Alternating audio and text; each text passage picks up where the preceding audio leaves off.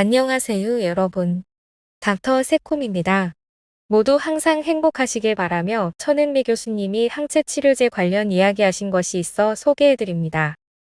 특히 중증 환자가 늘고 있어 의료에 큰 부담이 되는 상황에서 항체치료제가 큰 역할을 할 것이라고 말씀하셨는데요. 다음은 천은미 교수님께서 하신 말입니다.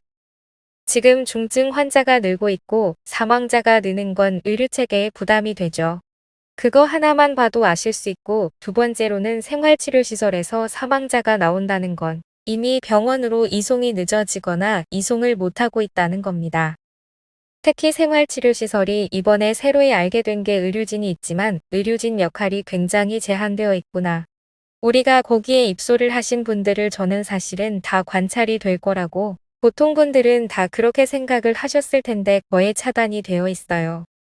그러니까 식사를 안 했을 때만 그분이 뭔가 안에서 문제가 발생했었다고 생각을 하시고, 도시락이 2개가 있었기 때문에 식사를 안 했다. 앞으로 도시락이 하나가 있으면 그때 들어가서 보겠다. 이런 식의 제안을 하셨는데 그건 굉장히 보완을 해야 될 점이라고 생각합니다. 우리가 생활치료시설 입소를 할 때는 우리가 치료를 받는다고 생각을 하지 않습니까? 거기에서 제대로 치료가 되면 절대로 중증 환자가 많이 나오지도 않을 거고 그 안에서 사망을 할 수는 없습니다. 분명히 시기적으로 많이 늦었다는 거죠. 그러면 생활치료시설에 대한 의료진을 보강해야 됩니다. 의료진을 보강하기 위해서는 재정 지원이 분명히 되어야 되는 것이고, 거기에서 충분히 치료가 된다면 전담병원 병상을 더 늘릴 필요는 없어요. 특히나 제가 계속 말씀을 드리지만 일본도 중증 환자가 늘면서 주사센터, 항체치료 주사센터를 지금 만들고 있고요. 미국 같은 경우는 한 달 사이에 9배가 늘었다고 합니다. 중증 환자가 느니까 지금까지 나온 치료제의 가장 효과가 큰데 항체치료제예요. 그 주사를 줌으로 인해서 중증 환자를 막는 거죠.